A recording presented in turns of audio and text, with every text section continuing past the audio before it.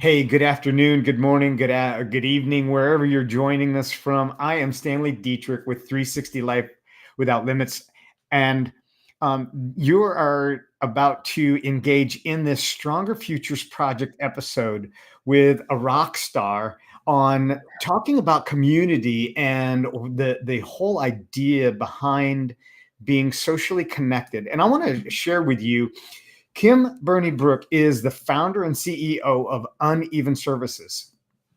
She provides belongingness coaching. Now, there's something everybody needs belongingness coaching to individuals and teams in order to create a meaningful connection and belonging to improve social health. Drawing upon her expertise as an organizational psychologist and leader in multinational organizations, Kim coaches her clients through compassion and curiosity to create a roadmap for their belongingness journey. So, Kim, welcome. And I'm so thrilled and excited about this conversation that we're about to engage in. Yeah, I am too. It's exciting. So thank you for having me. I really appreciate this. Yeah. So tell us a little bit about what you do in organizations. And let's back up a little bit and tell us why you do what you do. Mm. Oh, that's a really great question. And when I have mapped out my personal life journey and my life story, so much of it is around looking for connection, looking for belonging, and where I could find those spots or those people that I could connect with. I'm adopted, and I am one of four who we were all adopted, different families. We were adopted as infants. And although we had similarities and we still are close and connect, there was always just a little bit where, oh, I don't quite fit in. I don't quite, there were things going on that I wasn't quite sure about. And now that I'm older and late diagnosed ADHDer, that I realized some of it was just I just had a very different brain wiring than a lot of the people around me, and just how I perceive the world. And because of that, I have always have been on the search to find my place in the world and find the people that I wanted to belong to, and I wanted them to belong to me. And as I was going on this journey, I looked at my college and really wanted that to be where I would connect and ground. I loved all the rituals they had, and I have some amazing friendships, and some of those friendships have evolved over the years and have been made over the years as I go back for reunion events and other activities. And then I found that I moved to New York City in my late, no, mid 20s actually, when I was 25. And when I got here, I was like, this is it. This is home. This is where I belong. This is where I connect. And then as I continued through my journey of my life, it was just really trying to find those places for me in my workspace and my friend groups. And it's ever evolving. And that's one of the things I loved about New York City, too, is that I could find different types of people, different types of individuals, and they can feed into different parts of me. What I have been really discovering over the last, I'm going to say 5, 6, maybe 7 years, is that that belonging has always been within me. Mm. And it was really hard for me to connect and belong with other people because I really didn't belong to myself. Mm. And that was kind of the key for myself, is that there's this wonderful quote by Maya Angelou around, you belong nowhere, I belong nowhere, I belong everywhere. And that is the idea, is that belonging is within you. And before you can belong to others, you need to belong to yourself. I love that. And I wrote this down while you were talking, the search to find our place. Yeah. And did, so your story, as you share, because that's something that I didn't know about you, that you were adopted. Yeah. Have you had, or do you have any desire to find where your original family came from, and Was it in that New York area? So that's really interesting. I did meet my birth mother Okay. when I was 21, and I was still searching for myself, and I was hoping to find a connection there. What I found was a very different type of relationship that I was like, ooh, I don't know, this doesn't feel so comfortable for me where I am. And so I put some boundaries and did cut off my communication with her. It Hmm. was probably harsh. And I didn't really know how to do something like that elegantly or gracefully to kind of set boundaries without having to do that full just cutting off. Um, Part of it for me was also learning how to trust my instincts, learning how to trust my inner voice, learning how to trust others, and finding those connections too. And because now also I in my model with belonging, I see trust being a fuel for those human connections. And without trust, it's really difficult to find those connections and to really be to belong to each other or to yourself without trust. Right. And I don't know if that answered your full question, but yes, I met her. I always really resonated with the myth of Cinderella and thinking, oh, my fairy godmother will come in bibbity bobbity boo, and my life would be all perfect. Right. And what my learning was in meeting my birth mother was that, oh, had she kept me as her own, my life would have been very similar. And I would have had a lot of the similar challenges, interpersonal, relational challenges Right. that I had growing up. Right. So when the reason that it brought to my mind was because Mhm. when you said when you went to New York, you felt like you were home. Yeah. And that's, those are some of the things that I find myself in with when I get into certain organizations or certain groups of people, and I feel like these are my people. Yeah. And I've been in other arenas or other areas, and I go, This is not my crowd. There's an energetic transference." And I'm an extrovert. I want to say that I'm kind of an ambivert because I am with my people. When I'm with my people, I own the place. I Hmm. have there's no holds barred. Um, but when I'm not with people that are energetically aligned with me, I Hmm. can sense that immediately. It's like you can just feel um, that energy is different, and so that connection, feeling connection. And I had a church uh, attendee that came in, and when she attended the service afterwards, she said, "I'm home. Mm. There's no judgment. There's no feeling of isolation. I'm home." And it's when we come to that place. So I'd like you to just share a little bit about how you do that in organizations, and what you notice as an overall for a listener that may be watching this and going, "I don't fit, and I Mm. haven't fit, and maybe it's just me." What would you say to that person, or how would you guide that? Mm. Yeah. So, first of all, I don't believe people are broken. Good. I spent my entire life thinking something was wrong with me because I couldn't find those places for myself. Our systems don't always work for us. And the places we may have maneuvered because of our life circumstances, our upbringing, our belief systems, whatever that is, may not be what resonates with our heart, with our soul, with our spiritual selves. And one thing that I have developed, and I'm still playing around with it, is a beta test of your belongingness connection type.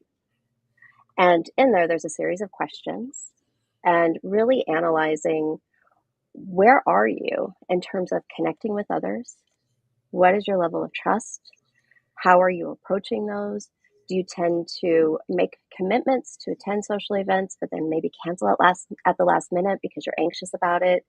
What are some of those barriers for you in being able to connect with others? And what can you do? Because we can only control what we can control. We can't control how other people respond to you. Right. So, what can we do, or what can the client do in terms of those connections? So, when working with teams, really looking at and understanding the dynamics within that environment. And the first thing is around trust. I go first to trust, to say, do you trust each other? Mm-hmm. And I have used Charles Feltman's model around trust. He wrote the Thin Book of Trust, and I did his Trust at Work certification program.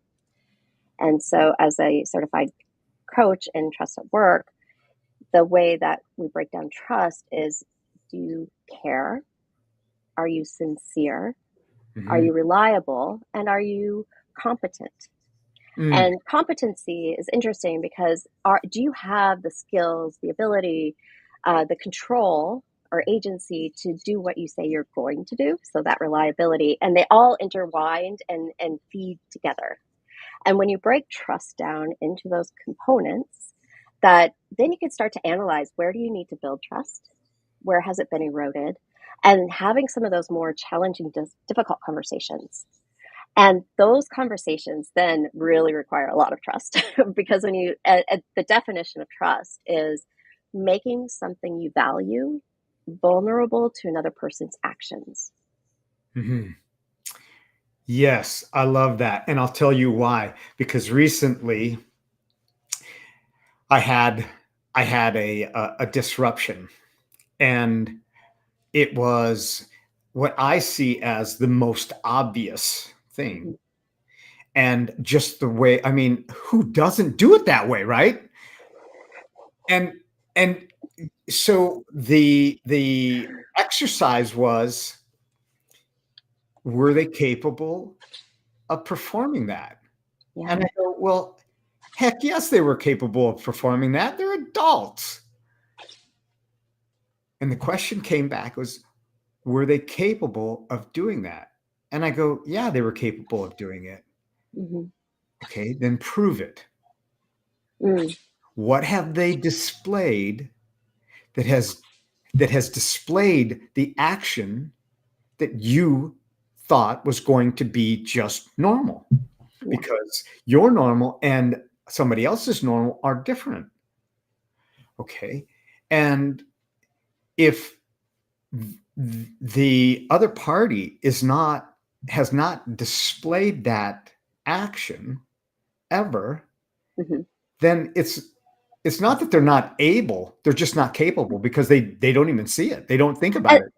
Yeah, and they just need training. It's like it's a skill development, and they need that experience and that guiding and that coaching Yeah. to be able to build it, because I'm sure they're capable of it. And so it's also very interesting to think through that. And one of the things too in the Trust at Work program is this whole idea of a cycle of commitment. Mm-hmm. And when you think about the various phases of how you make commitments to others, one of those is to really sit back and be honest with yourself, truthful, and with yourself to say, do I have the capability to deliver on what I'm being asked to do? And if you don't, say so, because then you could have a very different conversation that could set you up for success. Exactly. And it is, like you said, it's trusting ourselves first. Yes. It is impossible. I want to say it is impossible to trust another person if we don't trust ourselves. Yeah. And the reason I say that is that one of the phrases that I challenge is the idea of unconditional love. Mm. Okay, now I believe I can receive unconditional love from God. I believe that. But can I receive unconditional love from another human being? Do I want to receive unconditional love from another human being? So here's my challenge, my question. Yeah. Okay, so if somebody says, Stan, I love you, And I want to know why. They said, there's no reason. I just love you. Doesn't validate an element inside of me, because I don't want to be loved just for no reason. I want to know what I bring to the relationship, what I bring to the community. When people say, I appreciate you, well, why do you appreciate me? I don't know. I just appreciate you.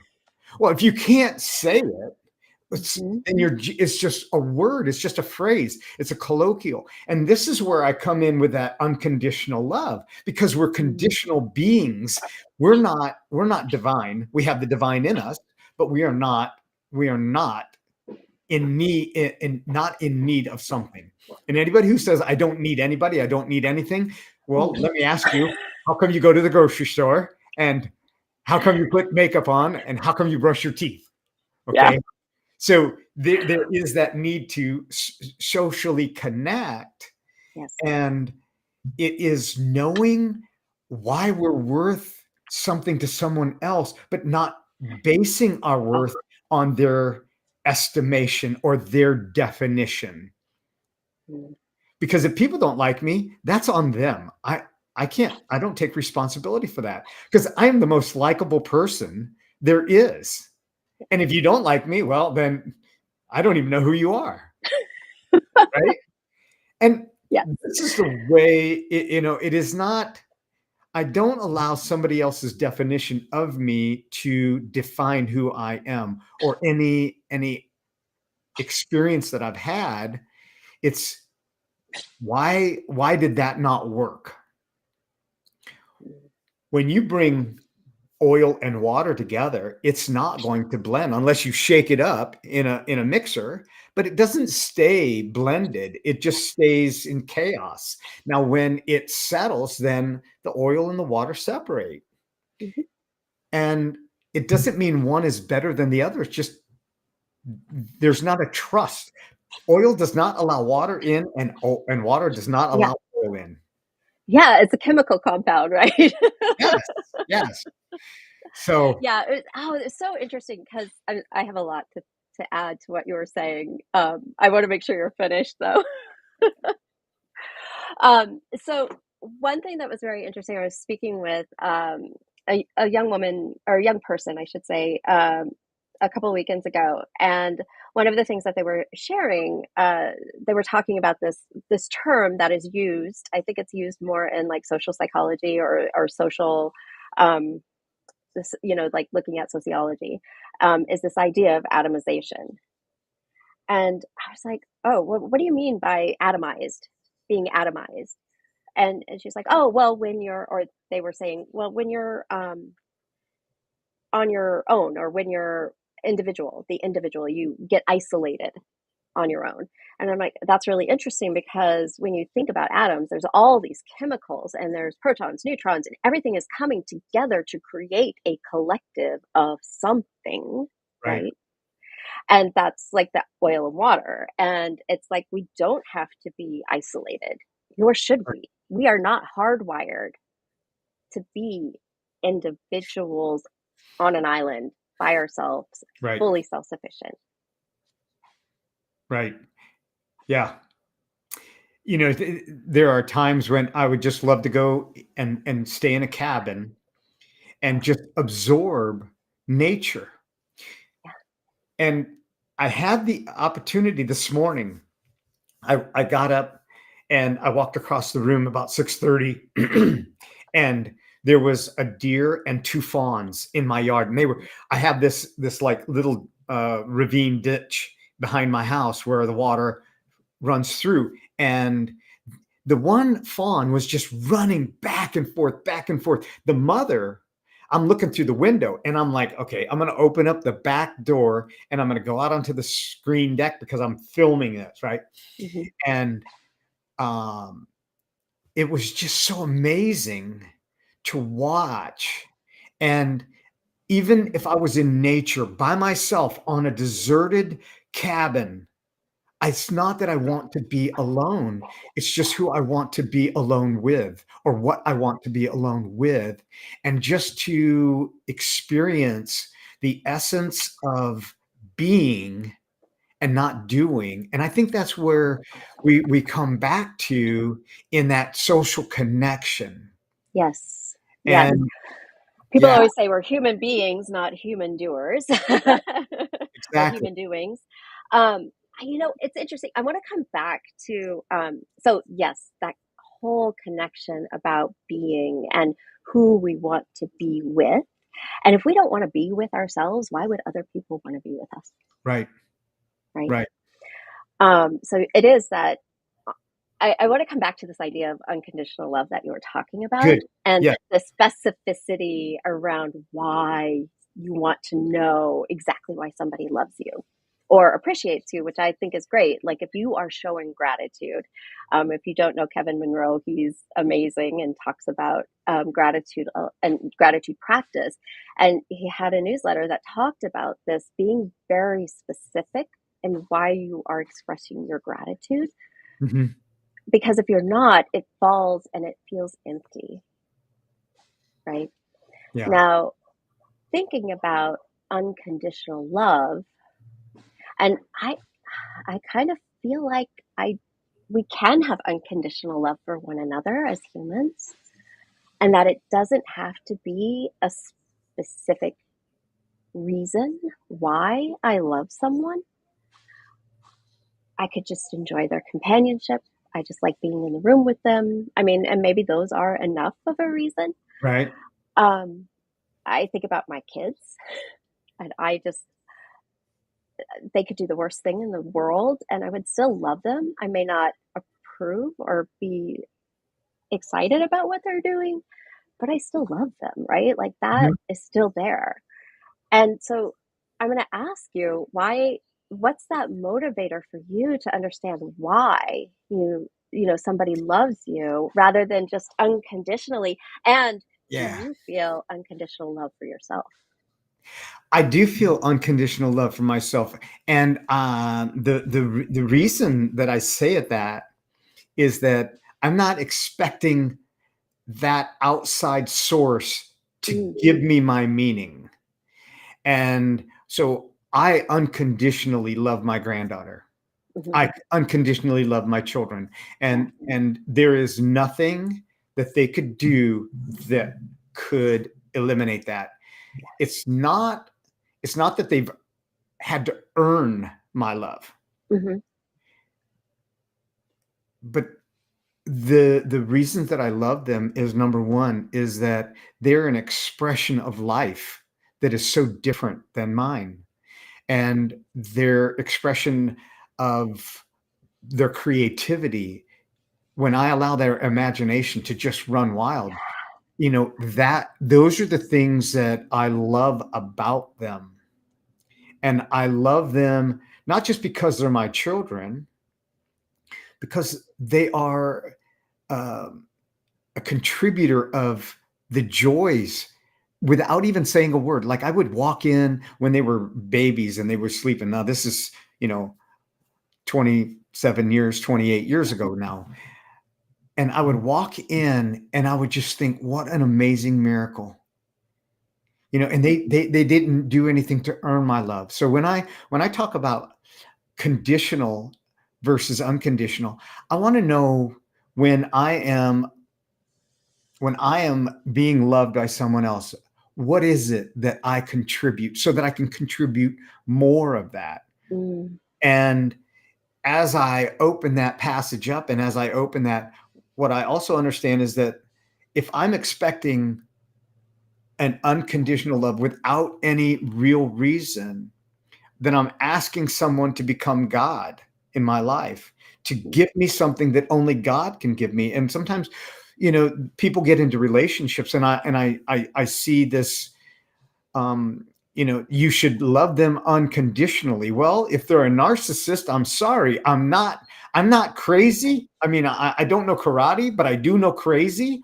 And if you get hit in the head with a frying pan one too many times, one is enough, then it's time to walk out. You just don't mhm, stay in that. And I don't know if I've gone all around that, but it is the idea of I can't exact from a human being what only God can give me. Mm.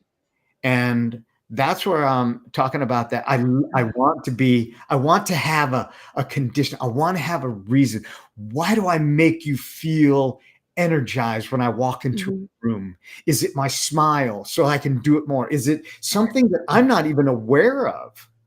And so that I can duplicate that and I can do that more. And that's, my favorite words these days are Papa, Mm. Papa. Yeah. Talk about That's help great. me Yeah. like a puddle of water, okay, evaporating on hot pavement. Yeah. That does it. Yeah. Yeah. Yeah. Yeah. No, definitely. Definitely that. And I remember when my kids were like, "Oh, Kim." And I'm like, you have a very special name for me that no one else in the world can use." Yeah. And they were like, "Oh, oh, okay." And then they started to say, "Mom," and I was like, "Oh, okay, Uh-huh. cool." Uh-huh. Which I thought was, it was interesting to kind of like reshift that conversation in those Yeah. relationships. And I think it's interesting because what I'm hearing is it's boiling down to the expectation and what and not putting the expectation out there that others are going to love you unconditionally. Hmm. And then also being open if people do happen to love you unconditionally. Yeah. And that could be okay. Yeah. And how do you embrace that and sort of accept that into your heart without the expectation that that is going to be the norm or that's going to be the way that it's always going to be, but maybe in that moment it could just be like, wow, I'm just so filled with love for you. Right. And it doesn't have to have a reason. You can just experience it.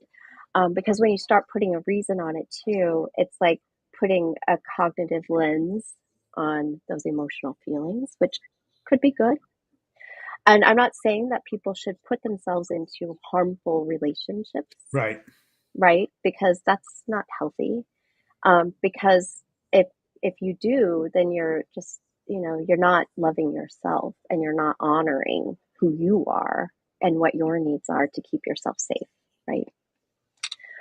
And so just coming back then to this idea of our social connection, right? And our Right. needs from a social connection perspective, neuroscience, if we are harmed with social rejection, Right. our nervous system responds as if we were punched in the gut, right? Exactly. Yeah. Same parts of our brain light up. Yep. So our nervous system repurposed that mechanism for us to know that social connection, to know when we belong and when we're in part of the community, which I think is really important to understand. And we understand each other and we connect and read each other through our nervous system regulation, through the emotions we're evoking, how we are bringing about, I guess, just like our energy into the space, right? And I think about that even as we're sitting here chatting, and as people are listening to us, we're all regulating together, which is very interesting. Yes. Yeah. So I just I went over to the chat and Yes, you our know, friend Tracy. Hi. hey Tracy. Yeah, we have our places and our people. And I'm going to bring up her next comment as well as she says that your belief is what's possible, what I think makes our reality. If you believe that unconditional love is possible, you can find it. And I'm gonna bring it up here. Huh. And why do we need to know why people love us in order? It's an interesting question to ask. So, Yeah. this is where I challenge that narrative of I want to challenge those questions. I want to know why.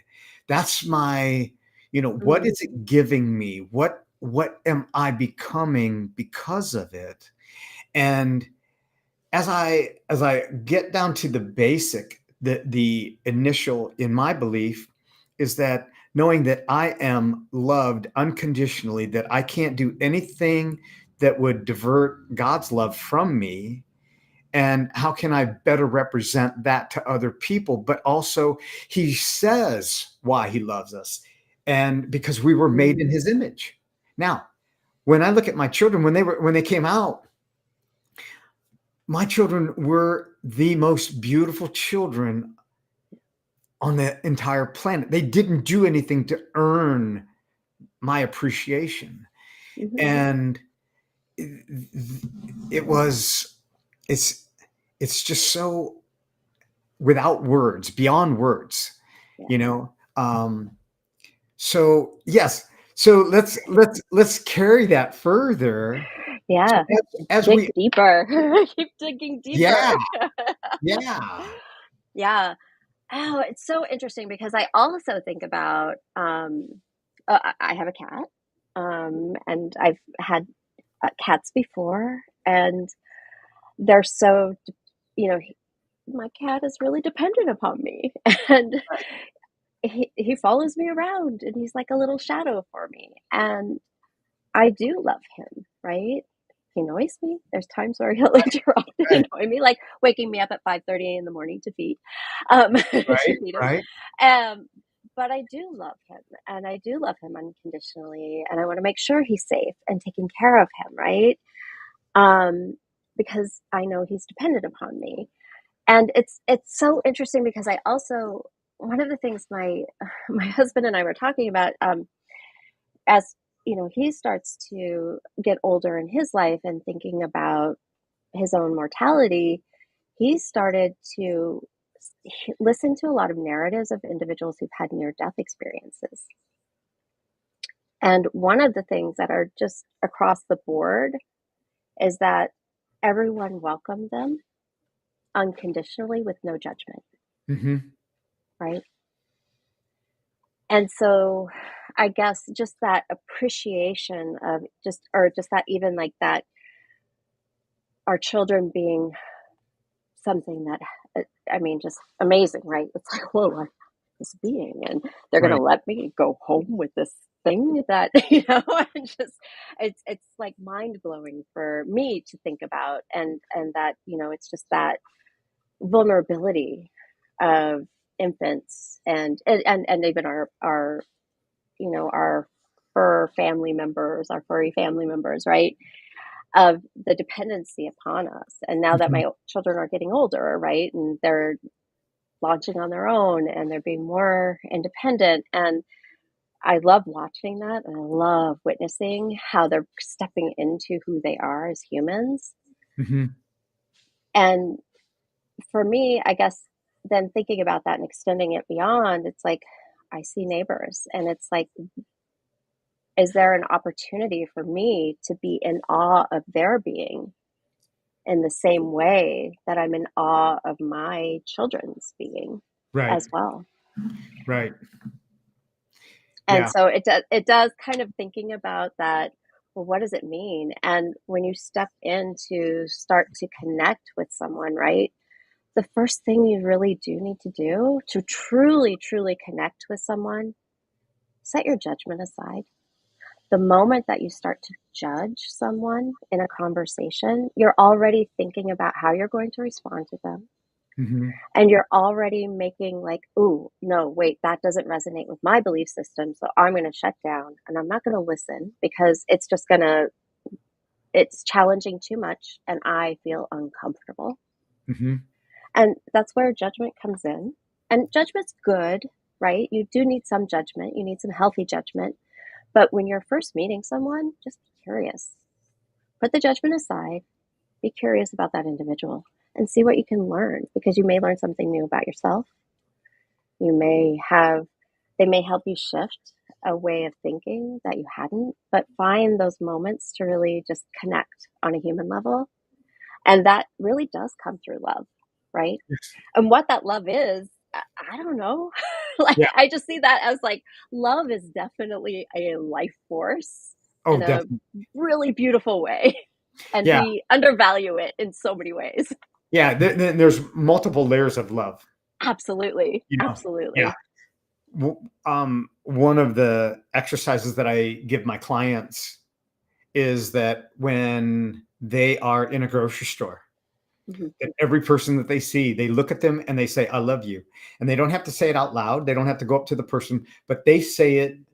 And I have them just monitor what the response is internally that changes inside of them and how it opens up as they are expressing that. Now, that is maybe that's a form of unconditional love because you don't know what that person does or Right. who they really are. You're just saying, I love Mhm. you. But what you're doing is, as you're hearing that, even in your own mind, now that activates chemicals in our body that it creates a natural dopamine. Mhm. And now we're transforming, and nobody even really has to know about this transformation that's taking place. It begins in us. And I want to say that, coming back to your main point of how this whole thing works, is by trust. Yeah. Yeah. Yeah. So when you And go yeah. into a company, when you go into a company, and I don't want to interrupt you, but when you go into a company, how do you help share that and help them build trust? Because Mhm. trust is is earned over allowing that door to open up gradually. Yes. It really depends. I'm gonna say it depends. So I was listening to a conversation that was had on the Knowledge Project with Jim Collins, who did the Good to Great and other books around business leaders, and he was sharing with, or his mentor was sharing with him about this idea of a trust wager. And what is your propensity to trust when you first meet someone? And what is your opening bid when you meet someone for the first time around trust? Do you give them a little bit of credibility around trust, thinking about care, sincerity, reliability, Hmm. competence, Hmm. and they can erode that trust or they can build that trust? Hmm. Or do you start with very low trust and ask them to earn that trust over time? One way or another is not right or wrong. It just depends on how you approach the world and what your experiences have been. I tend to be a very trusting person. Hmm. Drives my husband crazy because he thinks I'm going to get hurt by it, Yeah. right? And so I walk into a space with people like, I'm going to trust this person, or I'm going to trust this situation, right? And trust that things will work out. And always assuming positive intent from others. Yes. Because once we start to layer what we believe to be their intent, that's when we get all defensive and our brains go into the stress mode because we're like, not safe, not safe, because it's Right. predicting what's going to happen based on previous experiences in our brain. And so if we go into a situation, we're like, okay, I'm just going to trust to see what happens here.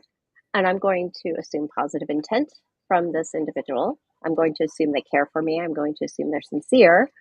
They have the skills, the reliability, they'll be competent in what they're committing to, and see how that goes. I find that way to be less draining of my personal energy and capacity. Hmm. Others may find being that open to be draining of their energy and capacity. But for me, if I'm always on guard and having to have people open the door for trust and how they earn it, and then it could slam shut really fast, Right. I find that energy to be really really hard for me. And it just drains I just can't do it. Yeah. Yeah. It is on that performance treadmill. It's Yeah. earning.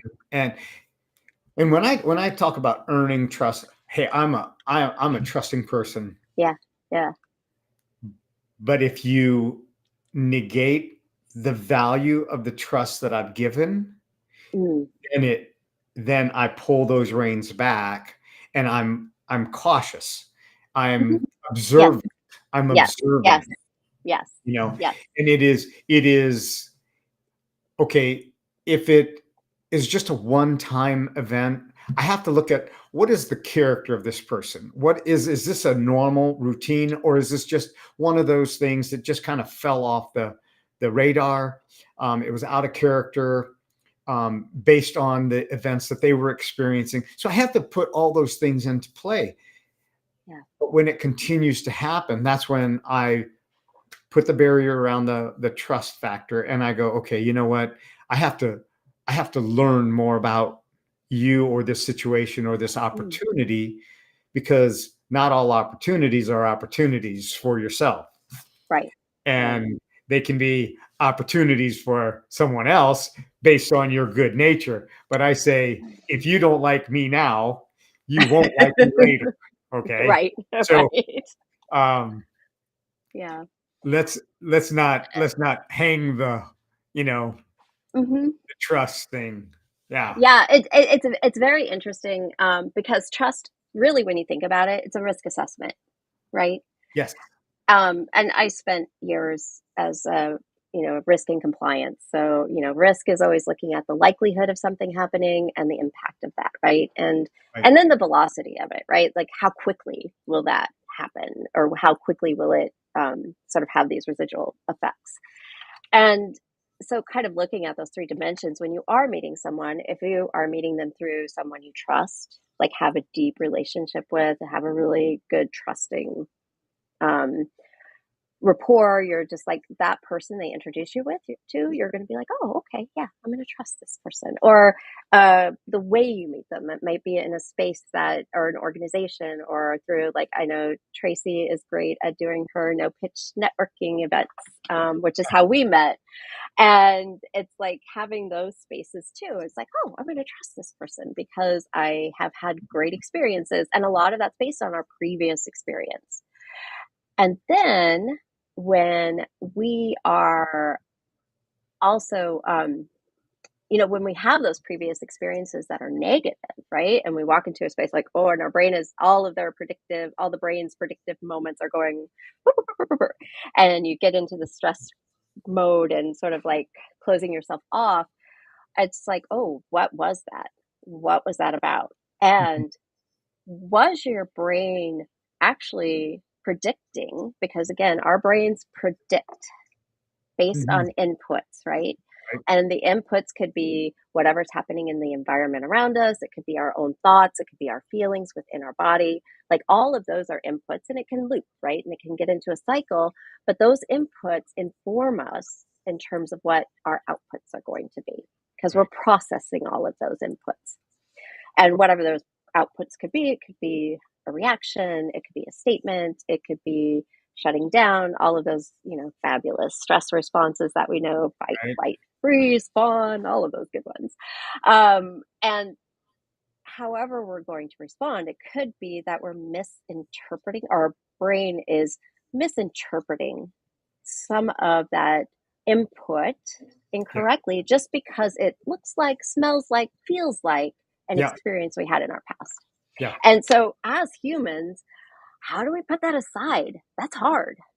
That Right. is hard, really hard, just to keep yourself open to a potential experience that could really be profound for you. Yeah.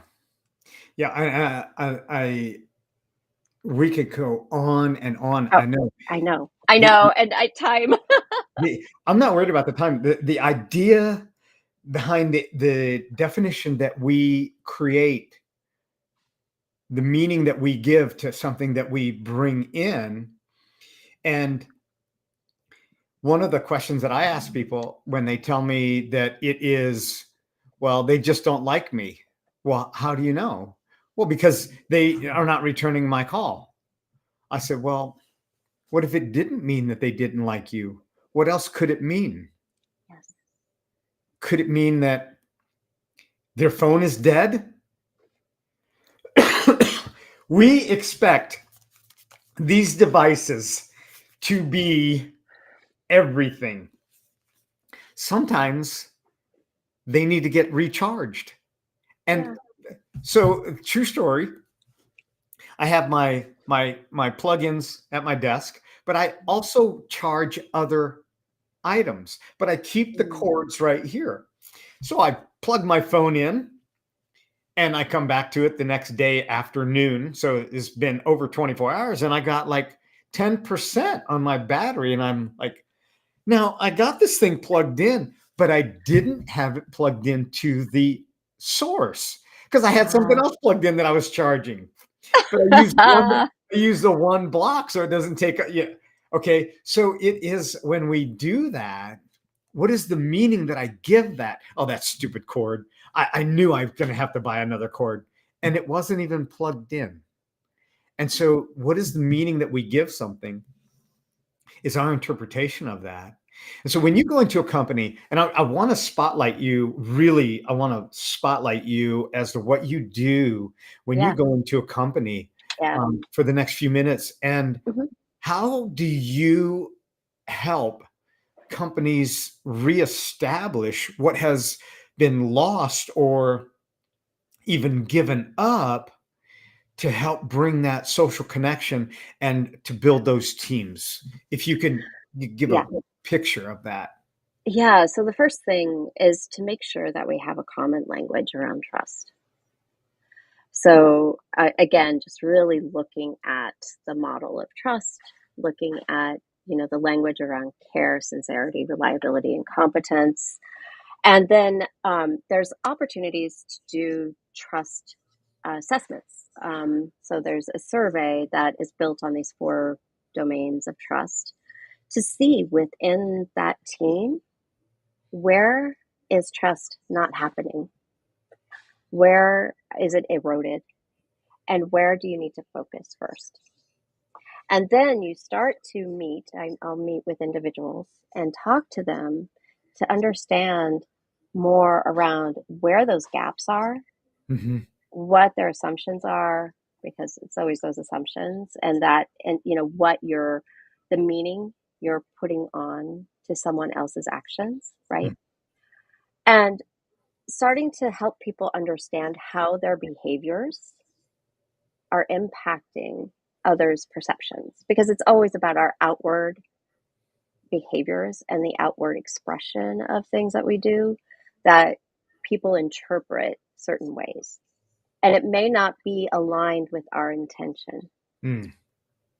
And so understanding how your behaviors are actually being interpreted by another individual helps you to understand how you need to shift, and also having more.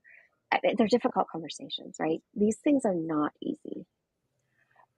At And they're so valuable though, because it really helps deepen those connections, and you can understand and start to give each other space to explore these relationships in a different way.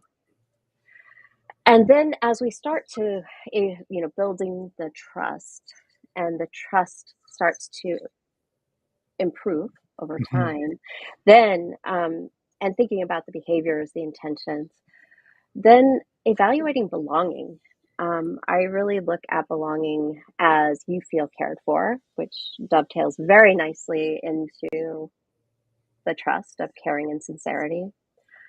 That what you're bringing to the table is truly valued, Mhm. right? Like your skill set, who you are, how you're approaching a problem, whatever that is your magic and why you were brought in to be there at the Right. beginning anyway, is Right. just valued by everyone, regardless of what your role on the team is. There's no less roles or better roles. Like every role is equal as it relates to belonging, because without one person and their ability and their skills and who they are, it doesn't happen. And then thinking about the respect for one another, and do you feel welcomed? Are you able to just come in and be warts and all, really, right? So it's not not that you need to bring in all of your history or any of your, who you are, in terms that could harm other people, but Right. Are you being respectful of each other? Are you really being open and listening and caring and putting judgment of the person aside?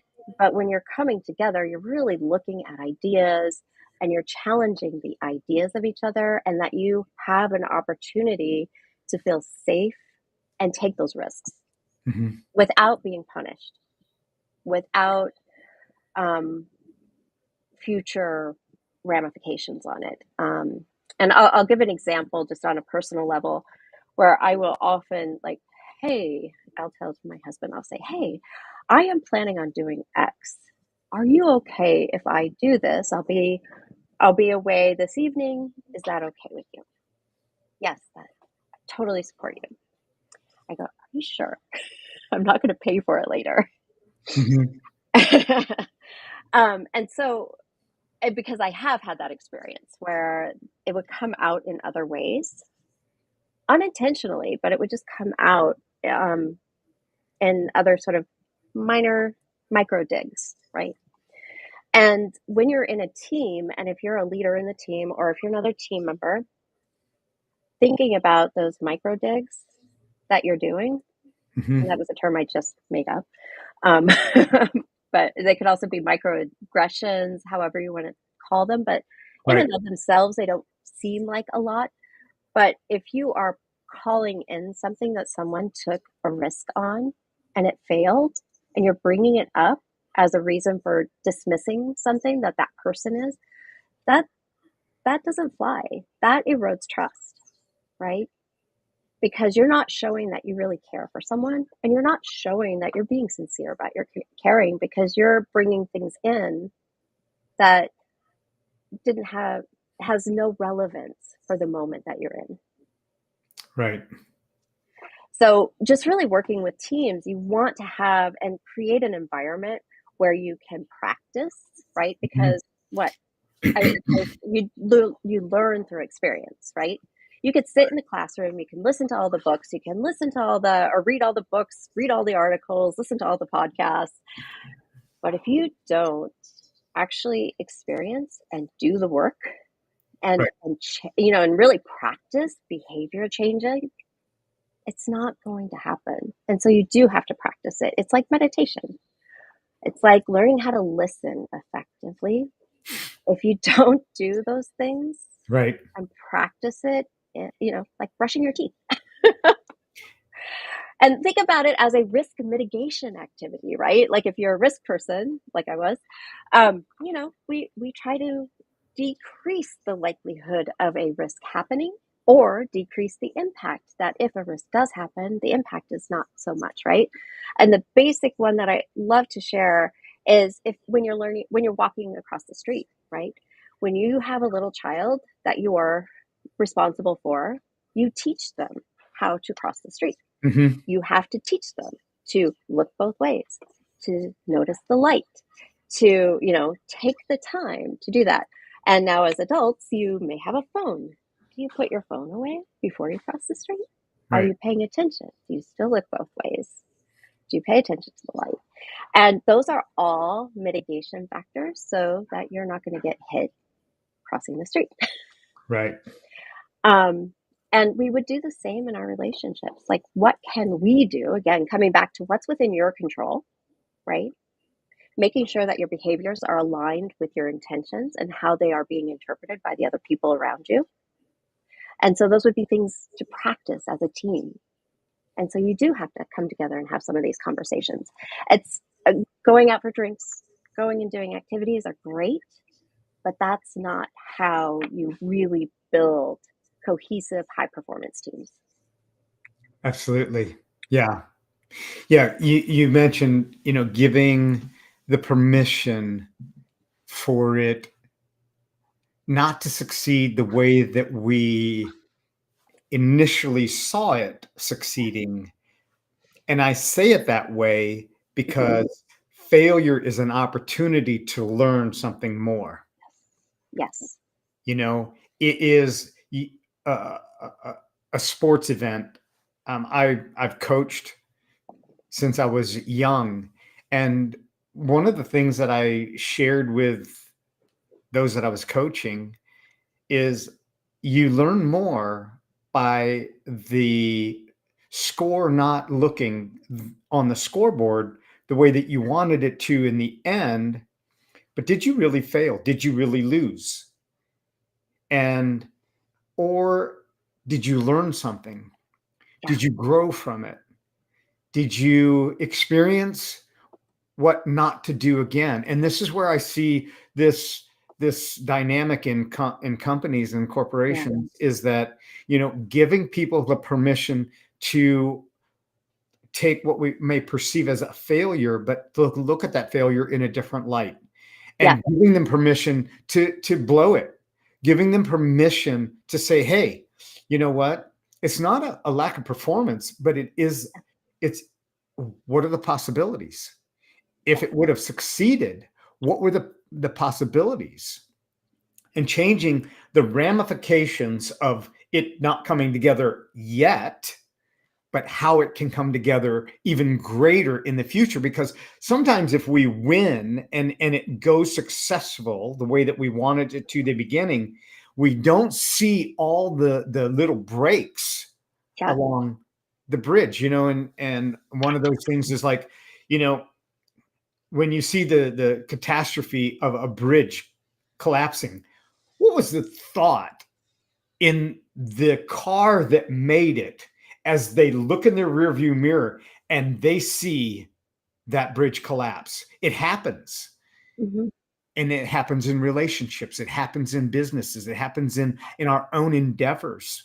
And what is the outcome of that? And just being able to process that, and then having that attitude of gratitude, for the greater possibilities of, hey, I was late and I missed the accident, or I was ahead of schedule and I missed the accident, and I tried this, it didn't work.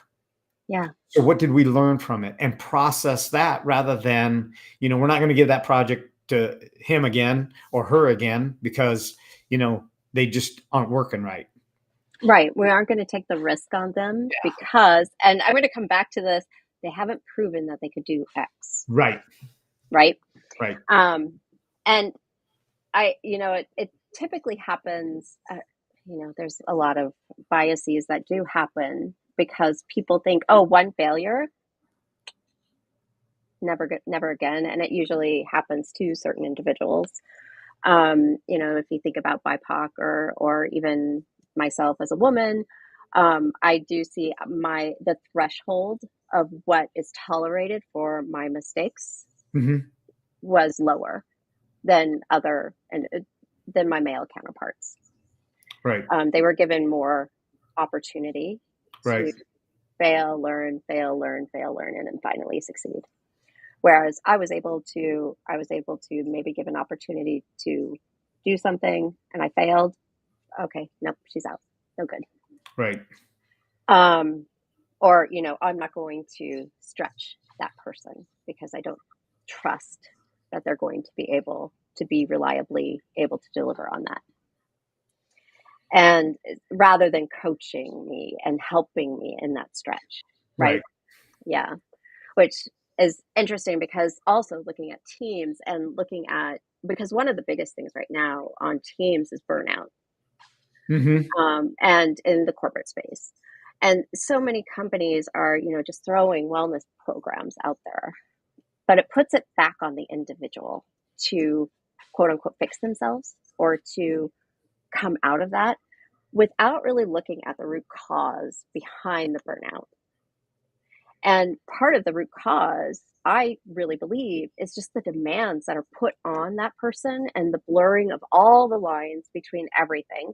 And that work is to be your center of your universe, regardless of what else you have going on in your life, rather than life and you being the center of your universe and everything else comes around it, including work. And it's just a component of that.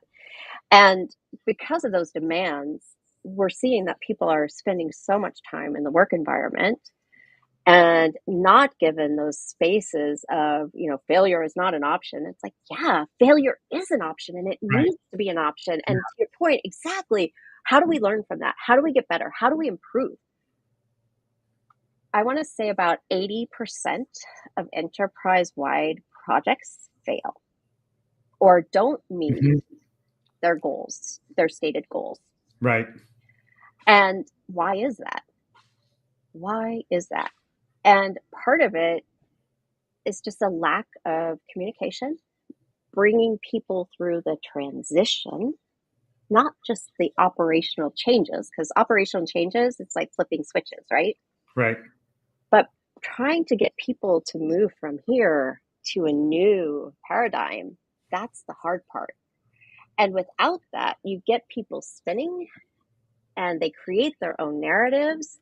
They're assuming what, like you said with the cord, like assuming what people are, they're making those narratives in their head Right. Right. and they're stressing out because you're not being open, you're not clarifying, you're not being communicative. So those whole things, all of that just kind of comes together, which I think is really interesting and dynamic. And so how do you ensure that you can have a successful project, or breaking it down so you can have smaller failures and then maybe building incrementally so that you could have a successful project. And it all boils down to, what are you measuring? What's the most important piece of Right. this, or pieces of this? If you're only going to look for cost reductions or profitability, and if that's your sole measurement, you miss humans. You miss everything about the human experience and the human aspects. There are three conversations right there that we could have. I know. I know. This that's what I love about this podcast, because I love doing it just unscripted, just spontaneous, Mhm. and in interaction, and having this topic and bringing people to a place where they're creating the future that they're created to experience, and that's what this Yeah. is all about. And so, um, two things. One is, how could people get a hold of you Yeah. so that they could learn more about, you've mentioned a couple of different assessments, but how could they get a hold of you so that they could take an assessment or have a Oh, yeah. conversation with you? Yeah. Um, I am on LinkedIn. Okay. That's my primary social media platform that I prefer. I do have a website. If you look at me for LinkedIn, it's Kim Berney-Brooke, all one word. And if my website is uneven surfaces belonging.com. And I always think about uneven surfaces, and why it's important for belonging is that when we're constantly going through uneven surfaces in our lives and in our relationships, but when we're belonging with each other, whenever you're traversing uneven surfaces physically, you get warning signs, right? You may have warning signs, or you may see you may have like sticks or canes or other things to help you traverse those uneven surfaces. But in our relationships, we don't get the warning signs, or we ignore the warning signs, and we ignore the support to help us as we navigate those, right? We all have them. And so that's where the concept of uneven surfaces comes from me, and why it's important to have belonging to help us navigate all of those uneven surfaces. So again, my website is uneven surfaces belonging.com, and there's a way to contact me there. You can also sign up for my newsletter, which is at the bottom of the page. And LinkedIn, you can feel free to DM me. Just let me know that you saw me here and you want to connect.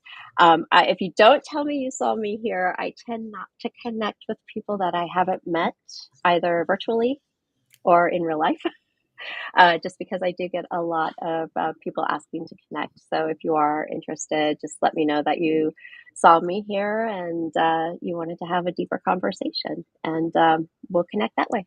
And I'm really excited. Stanley, thank you so much.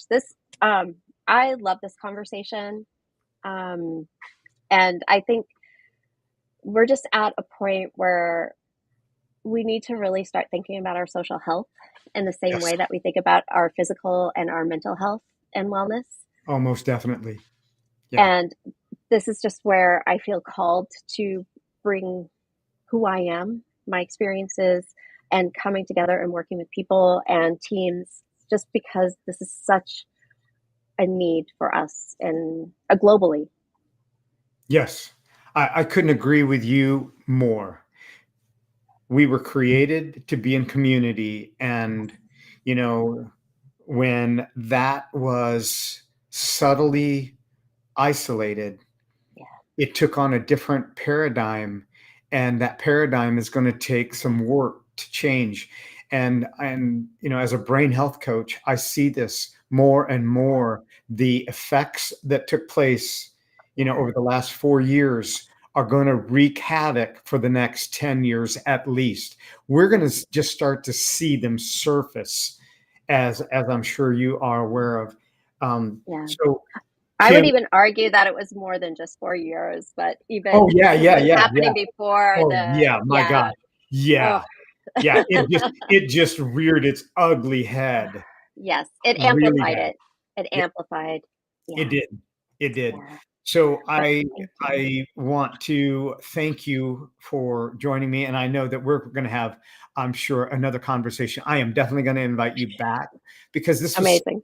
this is not just fun, but it's not informational, but it's transformational. There's so many different takeaways that we could take just from this podcast. And what can I apply to myself? How can I apply it to my family? How can I apply it to my community? How can I become better because of this so that I can bring who I fully am and challenge the narrative that the programming that I've had this made me think less than, and to become who I am more, not by doing more, but by being more. So, Ah, I yeah. love that. Well, Thank thank you. you. Thank you. Yes, thank you. Thank you for staying with this. And if you've gathered something, information, some transformational points, like this video, share it, make a comment, and if there's somebody that you know that could really use this, send it to them. And it's just a way for me to continue to bring topics and subjects that will help you build a stronger futures project. You are continual work in motion and progress every day. It's progress over process. So it's incremental. Sometimes it's ginormous, but enjoy the journey along the way. And I look forward to seeing you on the next